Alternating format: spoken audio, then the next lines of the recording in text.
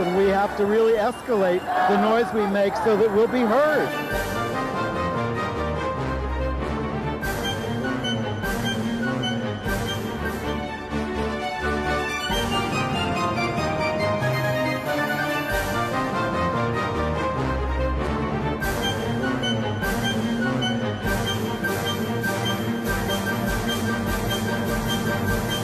Hello, everybody. Welcome to Gay USA. I'm Ann Northrup, and in for the traveling Andy Hum is... Maren Johns. Hello. Good to see you. Good to see you, Maren. I've broken out my Christmas red. You look terrific. Thank you. I'm wearing my Christmas plaid. I think that's very traditional for Christmas, especially for Hallmark movies, which we're going to talk about at the end of the show. Stay tuned for that. But happy holidays to everybody. And I apologize if you're hearing construction noise in the background here. When I hope in the studio, back in the studio in a couple of weeks, we'll get rid of that. But meanwhile, we're stuck with whatever we can do. We have a ton of news today, and I am just flipping because I have forgotten. Oh, yeah. Okay. So in the news this week, of course, you probably have heard Pope Francis has declared priests may bless people in same-sex relationships, but not the relationships. And a young Florida activist has confronted Bridget Ziegler directly at a school board meeting. We'll show you the video. It's fascinating, and you'll recognize this young activist. St. Louis cops plowed their car into a gay bar, beat up the bar owner, and then arrested him for assault. And in Colorado, we have folks trying to keep Trump off the presidential ballot. Looks like he might be banned from that state from running. Don't hold your breath. Meanwhile, activists here in New York are organizing to save democracy from the heinous Project 2025. We have a great video explainer about Project 2025. And a beloved New York City artist and activist has died far too soon. Very sad. And an Ohio news anchor has come out on air. More video. And I believe you're going to, Anne, review that fabulous Hallmark historic lesbian holiday film. Well, I guess it's historic. I can't say it's brilliant, but we'll talk in more detail at the end of the show. Meanwhile, the big news is the Pope. And because this is our top story, we are bringing in our special Vatican correspondent direct from London. There he is. Hey, it's Andy Hum. I was a Catholic until 1982. How well we know, and because you have been covering these issues for most of your life, we thought you deserve the chance to comment on this development. Well, the good news in all this is that the world thinks that the Pope's authorized the blessing of gay relationships because those are the headlines. Yes. Yeah. Now I'm staying at the home of Reverend Bernard Lynch, who has been working on these issues for 50 years, and he's been talking to the press a lot about this. And he says he says it's a seismic shift. The Guardian says it's not a seismic shift, but anyway, he reminds us that the last Pope labeled us disordered and evil at the height of the AIDS pandemic. But he says it led to losing all respect for the church authority in the global north. And it's a rebuke to the fundamentalism in the global south and in the right-wing religions, evangelicals, Orthodox Judaism, Islam, all the ones that condemn us. So he says, look, it's not going all the way. That would require women's ordination, same-sex marriage. But he and his husband, Billy, aren't going to, after 30 years, be running off for a blessing from another priest. But on the other hand, we got to look at the fine print on this thing, right? The blessing is not of, as you said, of gay relationships, but of the people in it. It can't be done in conjunction with a civil union ceremony, nor can the couple be wearing any clothing that's you would wear to a wedding. So no white, no rings. Wow, that's limiting things a little. So, no veils. So, Father James Martin, a Jesuit priest, who we have a picture of him doing this, he lobbied for this change with the Pope, his fellow Jesuit. He did a simple blessing for this couple, Jason Steedle-Jack and Damien Steedle-Jack. They were married a long time ago. And the blessing was just basically, may the Lord's light shine upon you. I mean, it's nothing specific to their relationship or anything like that. But, you know, for a lot of people, this is very, very moving and very, very changed. And it's all part of Francis, you know, pushing through reforms. He's 87. He's in failing health. He got rid of some of the ultra hardliners, you know, a couple of weeks ago. And, to quote them about what this actually is, and this is the language, the blessing is meant to express openness to the transcendence, mercy, and closeness to God in 1,000 concrete circumstances of life, which is no small thing in the world in which we live. It's a seed of the Holy Spirit that must be nurtured, not hindered. Well, so they expect older priests will be more open to doing this. They came in during Vatican II. The younger ones are very conservative because who would join an institution that, you know, doesn't even let women become priests? Well, I just read that 80% of U.S. young priests identify as conservative or Orthodox. Sure. It's really shocking.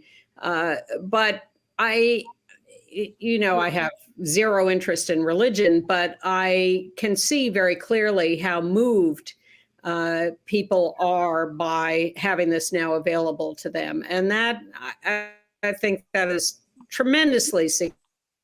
Yes. And you know, the church has allowed the blessing of pets now for centuries. Cars. That's unbelievable. Andy, I've got a question for you. What if a parishioner, you know, gay Catholic parishioners went to their local priest and asked for the blessing and they were denied? Is there any finer print, any caveat in there where are priests allowed to just refuse to bless couples? It's going to be up to the priest, and it's all supposed to be done not in the context of liturgy, you know, where they have ceremonies and things. But the statement does say when people ask for a blessing, an exhaustive moral analysis should not be placed as a precondition for conferring it. They should not be required to prove moral perfection. And that's it. You know, they just go down the street to the next Catholic church and ask for a blessing from a different priest. There will be plenty of priests, I'm sure, who will perform this. But meanwhile, the U.S. Catholics are considerably more to the right than the Pope is these days. And I've just been reading a long piece in the LA Times about this guy, Tim Busch, B-U-S-C-H, on the West Coast, who is the upholder of everything right wing. And he recently staged this march of Catholic priests down Broadway in New York City. Look at them there. I saw it. I thought it was part of a show. Well, of course. I mean, whoever got that picture got a great picture. But the U.S. in particular, as well as presumably the right-wingers in Africa or South America or Eastern Europe or wherever, are not happy about this. And they're talking about the church splitting, which is pretty revolutionary talk among Catholicism. But it's certainly being received as a landmark. I mean, he talked about this a few months ago as something that people could do. And this is just the official edict that lays out the details of it. But I congratulate those to whom this is enormously meaningful. And you have my blessing, and I know you have a lot of news, so on with the show. Thanks for having me.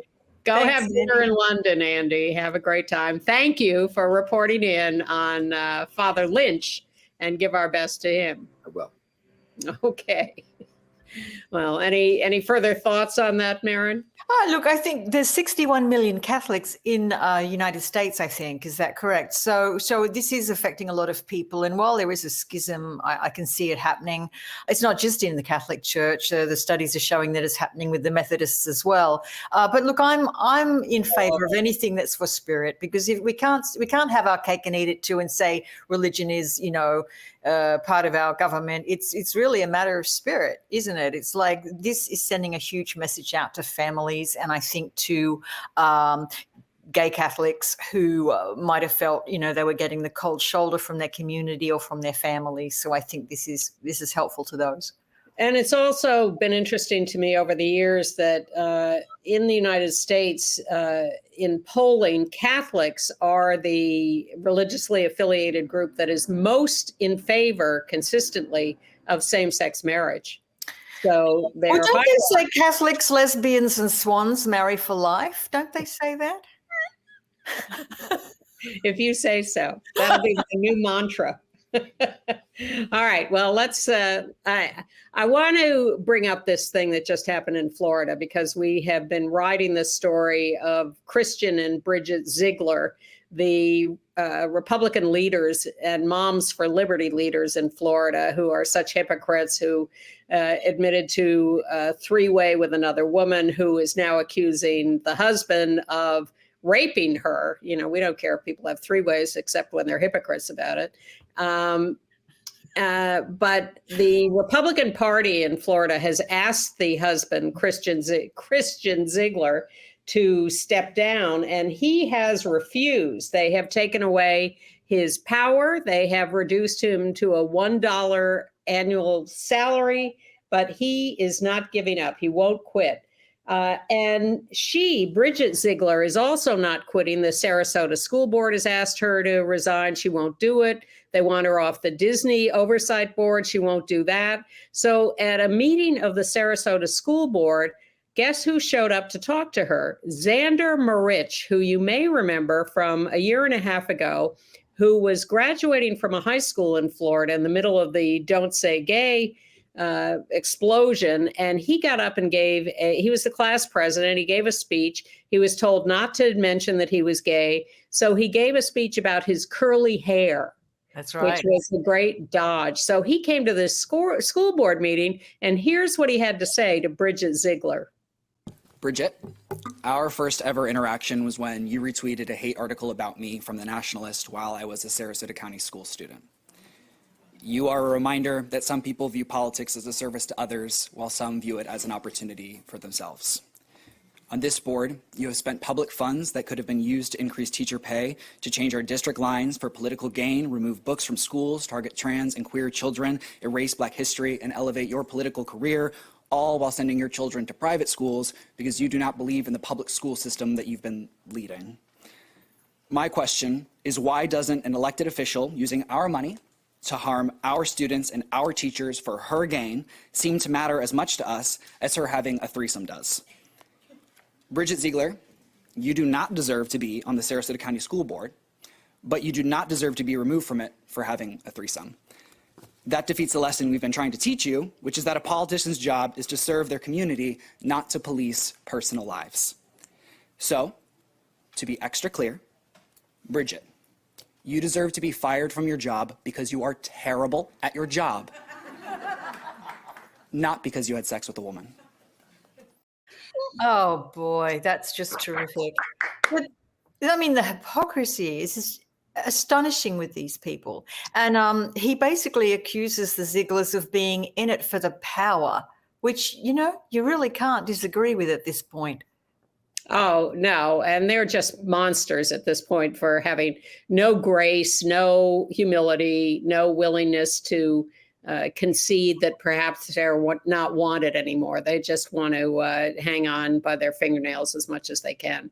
Now, also going after power are police officers in St. Louis, a few of them, who recently ran their police car into the front of a gay bar, not evidently on purpose, maybe because they were drunk. We don't know that for sure yet. There is video of them sort of careening around the road before ending up in the door of this gay bar.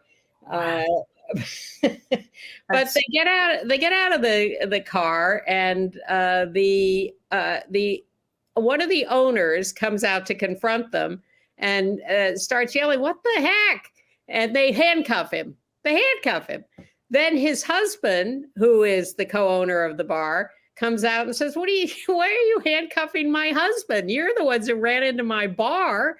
And they arrest him, and then they take him off and they beat the hell out of him. He ends up with a black eye, bruises all over himself. He gave a press conference where he showed all his injuries. They held him for 36 hours and charged him with felony assault. And the prosecuting attorney has knocked it down to, a simple assault or something. But he did nothing. They did nothing. The cops ran into their bar and then turned it into the guys assaulted them by yelling at them. Yeah, so the bar owner is Chad Morris and his husband, James Pence. I believe in some of the video, he's actually dragged out of view into a laneway or a different area, an alley where they can't really see what's happening. But it does seem to me like allegedly defense by offense. It's like the cops are getting the first word in to try and make sure nothing comes out of this. But what a lot of damage they did. It all happened about 12:30 a.m. And I have had a viewer complain to me that I'm too tough on the police and generalize too much about them. And I agree with that. I do generalize too much, and I apologize for that. But I am not going to overlook incidents like this that, George Floyd, on and on and on. And it's happened to us personally as activists. And we must pay more attention. There are wonderful police officers doing their job who do valuable work for the community and do go out and find the bad people and bring them in. I am grateful for that. But the ones who are not good at their jobs do not deserve to keep them and need to be gotten rid of. Yes, it'll be interesting to see what happens with this case. Yeah, well, they did a little... Well, I was going to say a better job, but I'm not sure of that. Another incident in St. Louis, a trans woman sitting on a bus, a guy gets on and he's a little off and he starts, harassing her, and he ends up just suddenly smacking her in the face, beating her violently. I'm not going to show you the video because it's too disturbing, and I just can't bring myself to do that. Maisie is her name. Well, the FBI has just put out a $10,000 reward for this. It happened in April. There's Maisie in better days. But she was really beaten viciously by this guy, and they have not gotten around to finding the guy who did it. The whole attack is on video on the bus. Suspects still at large. It's hard to know whether or not it was a transphobic attack, but when he started to harass her, she rebuffed his advances and said, "No thanks, I'd rather not." And he said, "Man, you sound like an old man." So there might have been something that triggered this person into a transphobic rage. Well, whatever it was, we would hope that they would be able to get some resolution on this faster than the 8 months it's taken them so far. And speaking of transphobic bashings, we had a bashing in a place where I wouldn't have expected it to happen, the Wynwood neighborhood of Miami. Some pretty confronting videos showing lesbians being brutally beaten. I believe there was a trans person with them. The accounts of the victims say that they were verbally assaulted before being actually physically assaulted and beaten down after leaving an event in Wynwood on November the 26th. So it's a group of guys, apparently, just started screaming anti-lesbian comments and vulgarities. And I think we're going to see some video, maybe. There. In Wynwood last month. These men just assaulted my friend. I haven't recorded. We blurred the victims' faces. But you can hear them pleading to stop the fighting and that they called the cops. The two men wearing white shirts are swinging at a man who was trying to stick up for the group of women he was with. The group of women, lesbians, and a transgender person. The guys basically just started screaming stuff at us, anti-lesbian comments like, you're only lesbians because you haven't received actual, and he used profanity word. And They just started out of nowhere. out of nowhere. We were This on one victim, side. who asked not to be identified, is seen on video getting punched 3 times and eventually got knocked out. She says the guys who attacked them started hurling gay slurs before getting violent. But I know that I had a messed up finger from the incident. They did struck me on the jaw, and on my jaw, I'm like now having to potentially have a hairline fracture, and I may need to have surgery. So it's been very difficult time. Plus, not to add the nightmares of like feeling attacked and that seeing my friend on the floor unresponsive with blood. Her badly beaten friend also spoke to us. She doesn't remember much about what happened because she was also punched and lost consciousness. I definitely felt targeted, for sure. I mean, they were definitely trying to, hate on the fact that we were gay. I don't know why. I don't understand to this day why. The victims believe the men who attacked them are professional fighters and gave police the identity of one of them. Miami Police tells NBC6 in a statement, "We are actively working on the case. Like any investigation, we have to dot the I's and cross the T's. We are working with our LGBTQ+ liaison and SAO hate crime task force.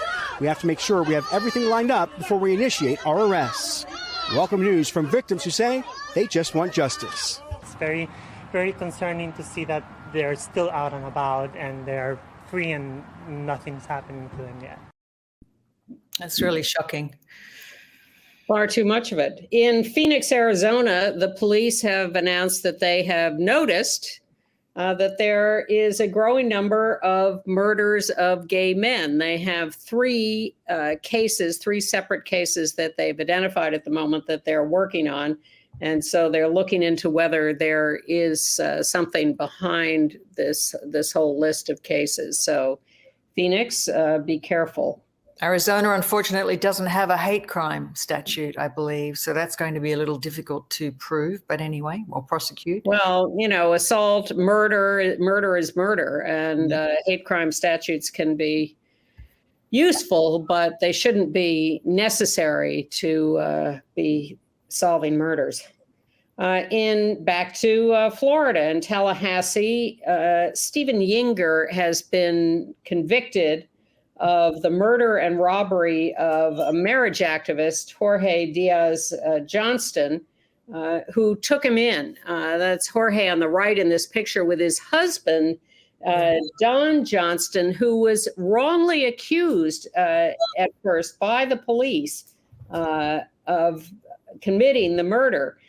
Overlooking the fact that the actual murderer, who had a record as long as your arm and had been in prison repeatedly and was just out and taken in by Jorge, was the much more likely candidate. Well, Yinger has now been convicted of murder and of robbing the house and has been given a life sentence for this crime.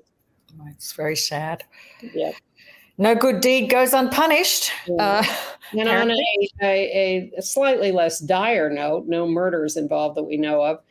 Matt Schlapp, the head of the American Conservative Union, who we have discussed as being the subject of charges by a guy who worked for Herschel Walker, a gay man who worked for Herschel Walker, of groping him and sexually assaulting him. Well, now a couple of other men have come forward to charge that they also were sexually abused by Matt Schlapp in 2017 and 2022, and that the American Conservative Union knew about this and did nothing, just ignored it, which is, power. It's appalling. It is. I wonder if they are gonna get him. Goodness. While we're speaking of strange Republicans, did we want to mention that the black gay Republican young man who was heckled at a MAGA event? Yeah, he's a little, a little too full of himself. Is this Bob Smith? Is that his name? Yeah, Rob Smith, Army veteran, shared this video on Twitter about, I hate calling it X, I'm going to call it Twitter. Basically, he was at this, right-wing event, which is for the Turning Point USA's America Fest. The Turning Point has become a nonprofit that backs a lot of right-wing causes, as we know, and candidates. And basically, they started to, the white boys, looking very frat-like, started to, in Phoenix, basically, verbally assault this guy, calling him the N-word, the F-word, all sorts of things. Rob Smith didn't seem too upset at the time. He was filming it all, but I was still pretty shocked, even if it was in jest, even if it was like a really kind of horrible fraternity house ribbing, it still shows you what they really think on the right. Well, what they're willing to say, certainly, in some context like that. The turning, we're about to get to the Stop the Coup organizing meeting that took place in New York this last weekend. And this is a new group organizing to fight the right-wing attempt to take over the government and destroy democracy. But we had a couple of panels of speakers, and one of the speakers was Jeff Charlotte, who is a hero of mine, who has been investigating the Christian nationalist right wing and their power grab for years, most well known for his book, The Family, which was turned into a Netflix documentary. Please, please, please look at that. And he talked about Turning Point. That's a different panel at the our Stop the Coup town hall, and that's the town hall attendees. Jeff Charlotte said, Turning Point is really one of the most dangerous organizations around. They have enormous power in the Republican Party. They are a younger group, very vicious, very Proud Boys types, and they are controlling a lot of what's going on. So this Stop the Coup effort is about the Heritage Foundation's Project 2025, 900-page plan for how to take over the government and what to do once you get it. And that involves firing all the federal workers, replacing them with their own people who can be fired at will, forget civil service rules anymore. But they wanted no more regulation of nuclear power. That's up for grabs for anyone who wants to do it. Erase all gay people, throw all immigrants out of the country. The military will be in charge of policing a lot of the United States. It's all about installing a dictatorship under their rules. So we came across a new video explainer that boils the 900 pages down to 4 minutes of video by Alan Piper, a veteran journalist who made this for Courier Newsroom. And this is worth watching. If you haven't heard about Project 2025, stop what you're doing and watch this. Project 2025 is a plan for Trump's second term that would transform America into a far-right Christian nationalist militarized state. You can read the nearly 1,000-page plan for yourself at project2025.org so you can know I am not exaggerating. 3 key facts.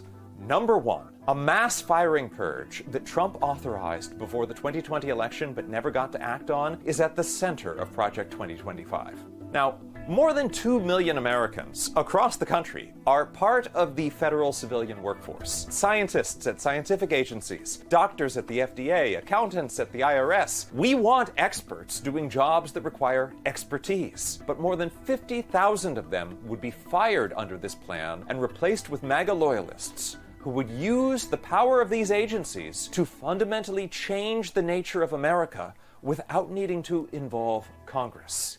Number 2. Project 2025 is a far-right Christian nationalist agenda. By page 5, they're already proclaiming pornography should be outlawed, the people who produce and distribute it should be imprisoned, educators and public librarians who purvey it should be classed as registered sex offenders. This would be alarming enough if they were talking about actual pornography. But their definition spans anything that acknowledges the existence of LGBTQ people. They claim on page 451 that families comprised of a married mother, father, and their children are the foundation of a well-ordered nation and healthy society, thereby designating queer people, single parents, unmarried co-parents, and people who get abortions as inherently inferior and a threat to the state.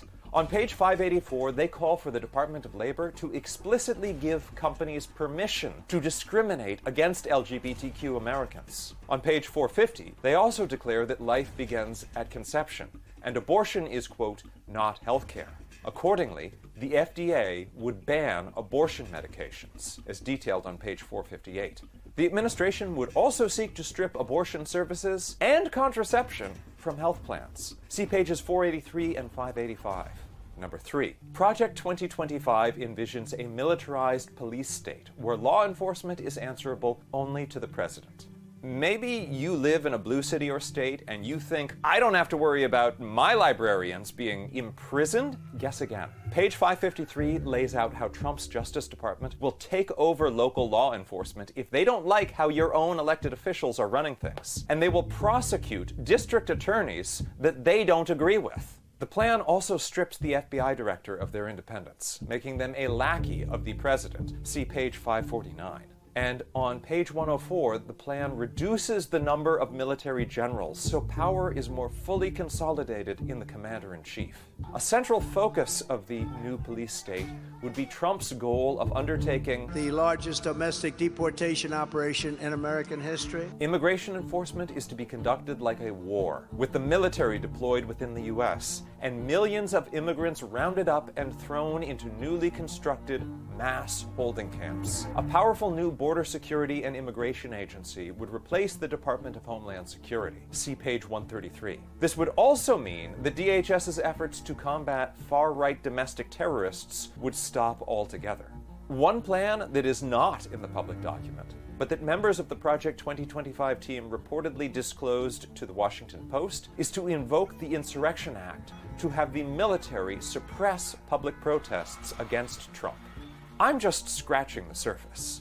The plan is loaded with actions ranging from changing labor rules to effectively end overtime pay, that's on page 592, to slaughtering wild horses, that's on page 528. You can do your own deep dive on their website, project2025.org. I'm Alan Piper at apiper13. This is not just hysterical scaremongering. This is real. Yeah, I hope that is circulated, that video and the document is investigated. It's like Russia meets Weimar Germany. And, we got a taste of what this might look like. Do you remember when Trump was selecting his clown car of a cabinet? I mean, that was enough for me. And we saw where that ended with the insurrection. So worse next time, because the cabinet is going to be just right-wing crazies, and look forward to Stephen Miller in the cabinet. StopTheCoup's2025.org is the website for the new organization. The town hall, thank you for the pictures to Jackie Rudin and Donna Aceto. And we'll keep telling you week by week what's going on with the effort to get organized about this. And just on a smaller scale, in New York City, we see that parents who are elected to the Community Education Council have been discovered slamming trans kids, LGBTQ kids, and anti-racist education on a WhatsApp line. This is from the top to the bottom. This stuff is happening. And I think we have a picture of a poster that details a lot of this there. Responding to social justice rhetoric. This is a right-wing publication that goes down every issue and how to give the right-wing response. Ugh, scary. Yeah. All right. I was going to ask you about Colorado. I mean, and what Colorado is doing to try and ban Trump from running. You seem pretty skeptical about it, but again, all of the breaking news alerts and the headlines are saying, the headline goes something like Colorado bans Trump from running for president. Give us the breakdown, Anne. Why did it happen? I lived in Colorado. I love Colorado. I couldn't be prouder of them doing this. And all the lawyers on TV say this is a brilliant, brilliant decision that in the best of all possible worlds would be upheld. But I think I'm being pragmatic when I predict that the Supreme Court is not going to go along with this. They will find some excuse to overturn it. I can't imagine in my wildest dreams that Trump will be thrown off the ballot in this way. And if they do, then we're flirting with civil war. Right. But, so everyone's saying, look, we want to beat him at the ballot box, not this way, because they're scared of a civil war. we'll see what happens, but I would certainly bet against that decision. I mean, it's a precedent, isn't it? Again, another one. I wonder how more precedents Trump is going to set for us. Well, it's being described as a case of first impression, which means it's never happened before in quite this way. They have prevented people from ballots if they were too young or not otherwise qualified, but never anything like this. This is covered under the Constitution by the 14th Amendment's insurrectionist ban. Yes. That's what they're hoping to say. I'm going to race through things because I can see that we have a lot to do still and not much time. In Oklahoma, Governor Stitt has issued an executive order defunding all the college and state agency anti-discrimination efforts and teaching gone bye-bye. But in Wisconsin, legislators are working on repealing the constitutional amendment, state constitutional amendment they passed some years ago forbidding same-sex marriage. This is all in anticipation of the Supreme Court overturning the right to same-sex marriage and throwing it back to the states. And a lot of the states have leftover bans that they ignored when the previous Supreme Court legalized same-sex marriage. So we have to get our ducks in order to get rid of those constitutional amendments, or we're in a heap of trouble. So good luck in Wisconsin. In Ohio, the legislature has passed a ban on trans youth health care and trans participation in school sports. We're waiting to see whether the governor will sign that. That's Governor DeWine, who is a Republican, who has vetoed bad stuff in the past, but so we don't know what he's going to do. That's a day-by-day decision. And a couple of leftover Catholic things. The National Catholic Reporter named Sister Janine Gramick Newsmaker of the Year. She's with New Ways Ministry. She's the one who has been working on these issues forever. That's her. Yes. 50 years, and good on her for cozying up a little bit to Francis. Apparently they get on very well, and she should take some credit for, I think, bending his thoughts in our direction in the past few years. Well, interestingly, we've been skeptical of her efforts over the years because we thought she was too gentle and too optimistic. But, she waited them out, and things are changing. And they're changing in Indiana at Notre Dame, the town, where St. Mary's College, a Catholic college for women, is admitting trans women, like several other Catholic women's colleges. The right wing is up in arms about it, including Bishop Strickland, the disgraced bishop. He feels he has the right to start talking about trans women at Catholic women's colleges, but they're going ahead and doing it. So that's a good thing. Not such a good thing is that staff member of the U.S. Senate who worked for Senator Ben Cardin of Maryland, who it's very strange. A video was posted that purported to show a guy on a desk in a Senate hearing room receiving anal sex. We don't see the guy giving anal sex. There's some confusion about who these people are. The guy receiving claims it really wasn't him, although, you can see his face. And he's been fired by Senator Cardin. And of course, the right wing is just using this and going to town with it. I'm a little confused about this story. The whole thing is bizarre. I mean, where is security? First of all, you got two guys entering a room. One of them's obviously wearing a GoPro headset. I mean, it's just bizarre, but and what did they do it for? It was just very fetishistic, very outrageous. Yeah, and it's very sort of mechanical. It doesn't look like there's any energy being put into it, but whatever. And the good news out of the Congress is that they passed the Defense Department funding. Well, that's always questionable good news, but they took out all the anti-LGBTQ stuff. There was a lot of it, so breathe a sigh of relief this time round. Well, they've left in no pride flags on military bases, no drag shows, and no teaching CRT. Critical race theory. Yes, but it passed the House and the Senate, and that's a good thing. Meanwhile, 39 organizations, including LGBT ones, have written to Biden and the Homeland Secretary Mayorkas to say, look, as you're negotiating for more funding for Ukraine and Israel, please don't make some deal on border stuff that prevents LGBTQ asylum seekers from coming here. That is bad. Yeah. And Clarence Thomas has been now revealed as not just receiving all this money from people, but asking for it. Wow. So it's getting worse and worse. But of course, no one can touch him because he has life tenure. And they won't institute ethics real rules. But another dozen trans attorneys have been admitted to the Supreme Court bar. That's some of them there with the guy in the middle with the blue shirt and suit coat is Representative Robert Garcia from California, who sponsored a lot of this.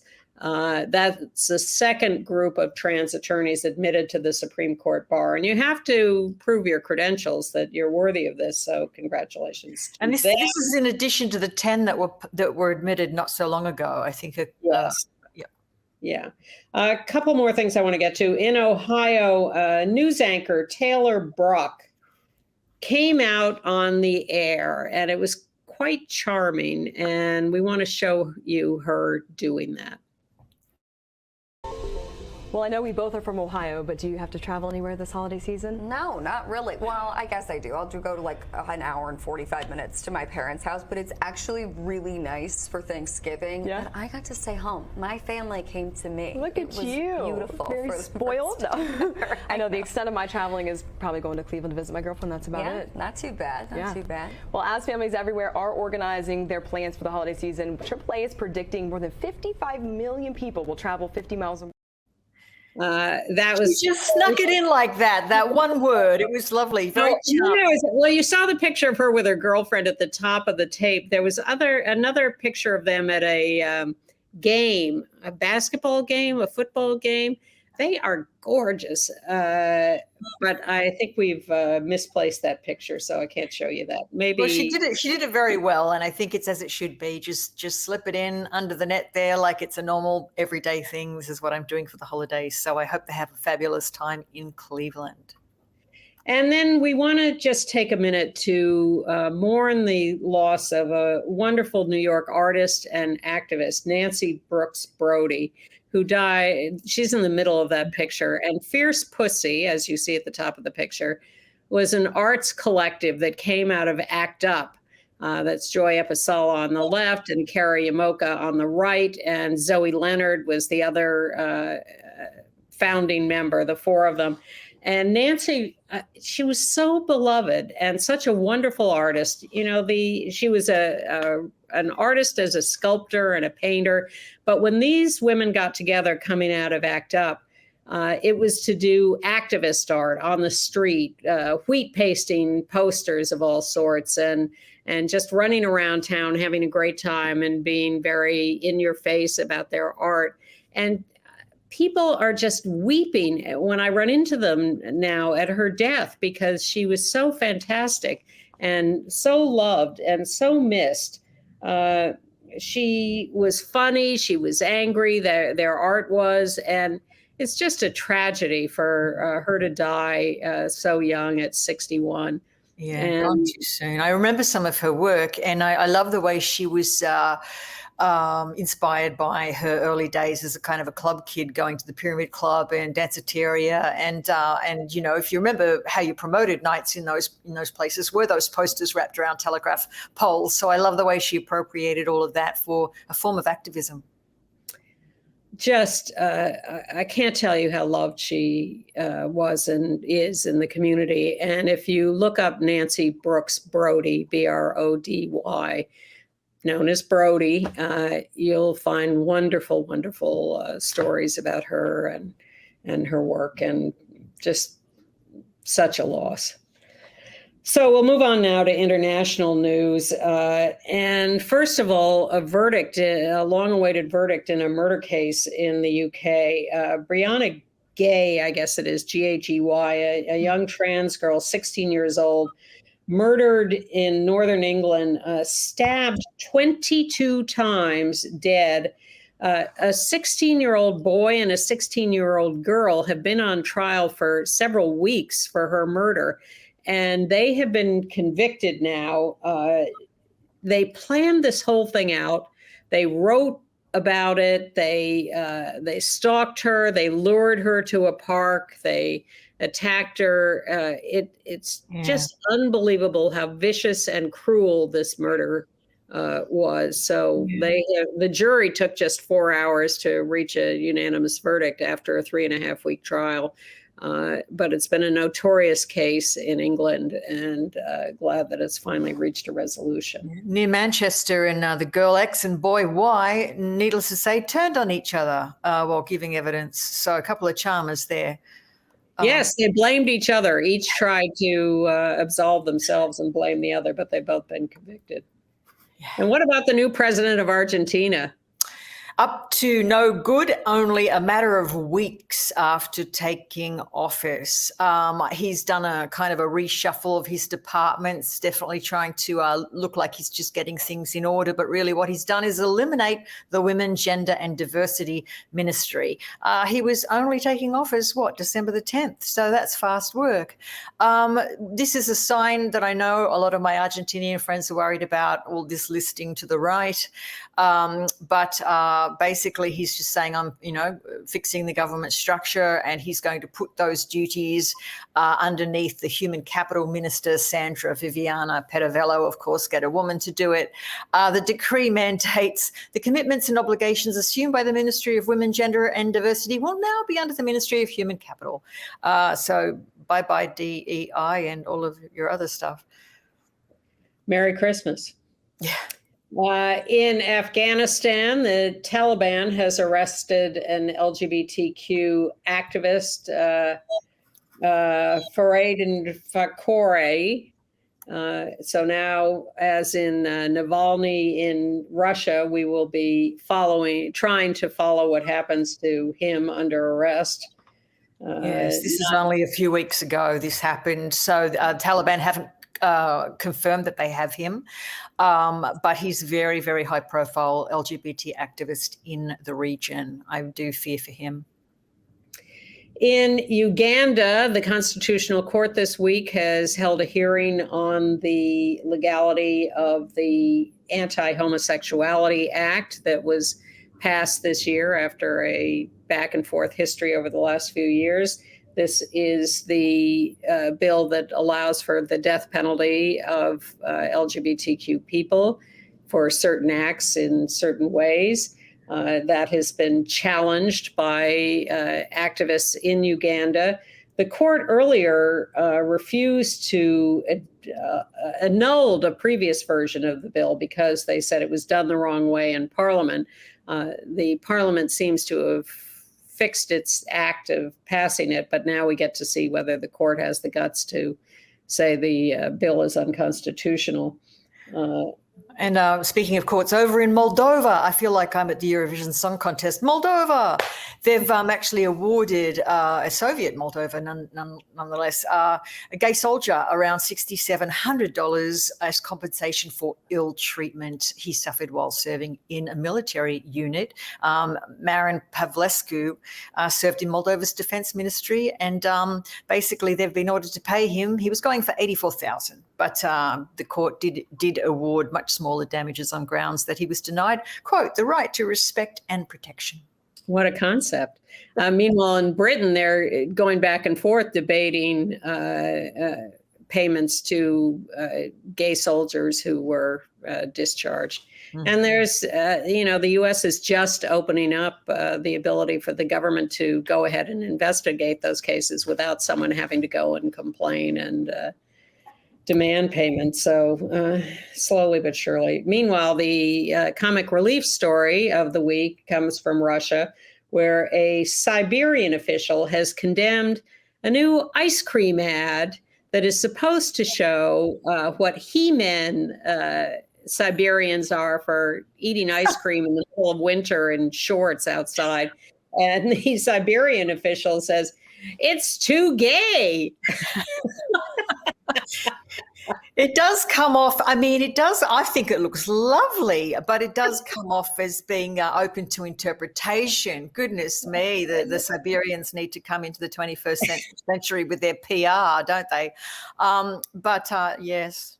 I think if it were really gay, the guys would be a lot more buff and probably be wearing even fewer clothes. But if that's what the Siberian official says, who are we to judge? And and FIFA has come out with a new report, the World Soccer Organization, revisiting the Women's World Cup this year and saying that there was just this unbelievable torrent of homophobic and sexist abuse from people online against the female soccer players in the tournament. Just an egregious assault of attacks online. And I'm glad they're documenting it, but boy, imagine these women are trying to play a world championship and they're just getting assaulted with all this attack. Proud to say I saw it when I was down in Aussie land for the grand final. I saw a lot of straight women just loving, our home team and the captain, and it really did stir inspired and warm feelings. So I'm happy about that. And also, while in Aussie land, our trans athlete, I don't know if we can say that she's an athlete, but Jamie Gumbrell has won the World Croquet Championship, which I used to play at my girls' high school. Jamie's become the first out trans woman to win the Women's World Croquet Federation Championship. And her second from left, holding the winner's cup. Yes. And others around her. Yes, and the president of the federation, Ian Burridge, did tell the right-leaning Telegraph in the UK the fact that Jamie was assigned male at birth is not disputed by anyone. Jamie now identifies as female, as her entry into the World Championships was determined in accordance with our policy approved by our members in April 2022. Well, you have to wonder what kind of advantage a trans woman would have in croquet. Well, that mallet is heavy, Anne. It really is.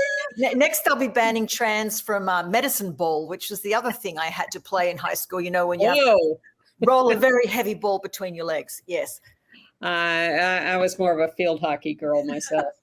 And there's a dispute in the UK about the government, the conservative government, putting out guidance for how schools should treat kids who are questioning their gender identity. And the government guidance is quite conservative and says, really, you should be very skeptical of this and you should bring the parents into this.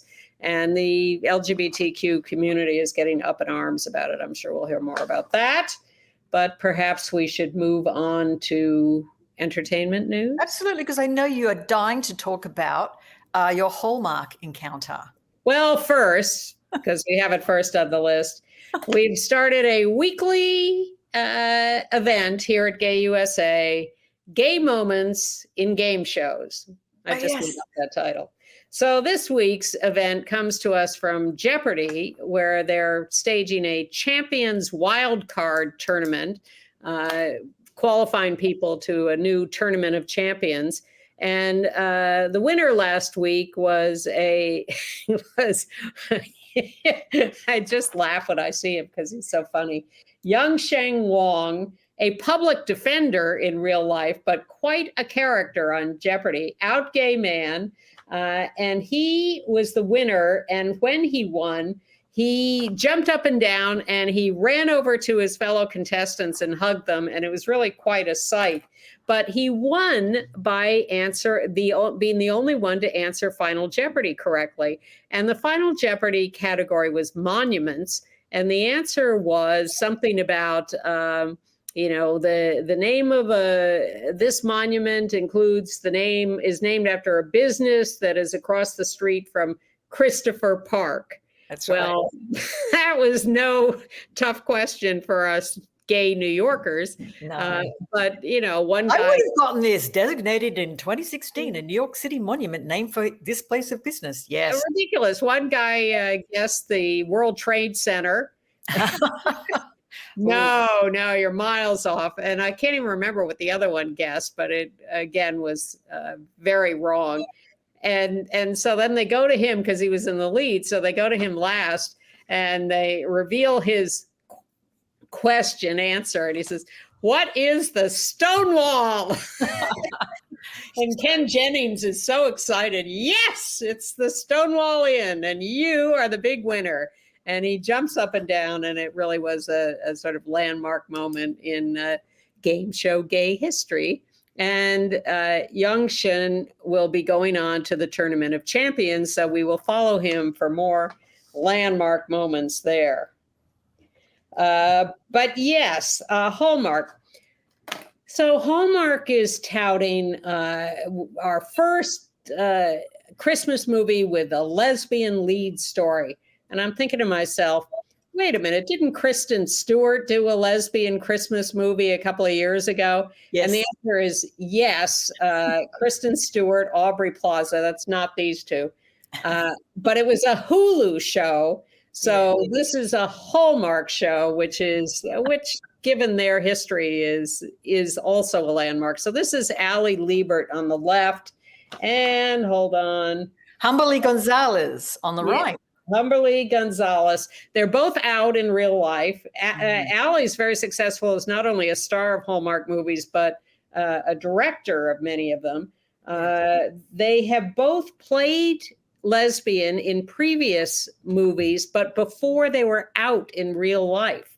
So this is really everything coming together. The movie is called Friends and Family Christmas.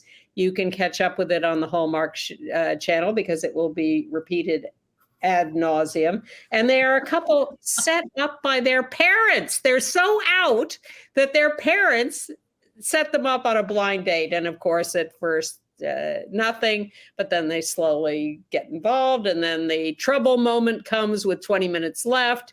And then they resolve that and live happily ever after.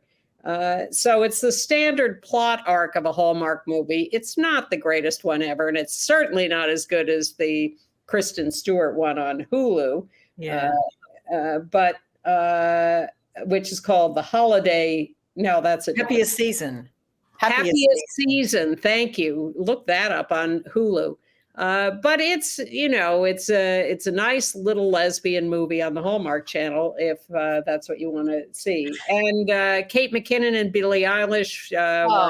I had fun watching SNL, Saturday Night Live. Terrific. Kate McKinnon in her opening monologue reminding us that she's gay. And being the crazy cat ladies together, Kate and Billy, that was a cute skit. It was. And if you're looking for more LGBTQ Christmas, you can watch the Kennedy Center Honors next Wednesday, the 27th on CBS. Queen Latifah is being honored, introduced by Rita Moreno. And Ariana DeBose is performing a Bee Gees medley in honor of Barry Gibb. Love her. We're back to Australia. And Titus Burgess is performing too. I can't believe we got that all in. Thank you to Andy for dropping in. Congratulations to Catholics, gay Catholics. And Marin will be back next week. We'll see you then. Happy holidays, guys.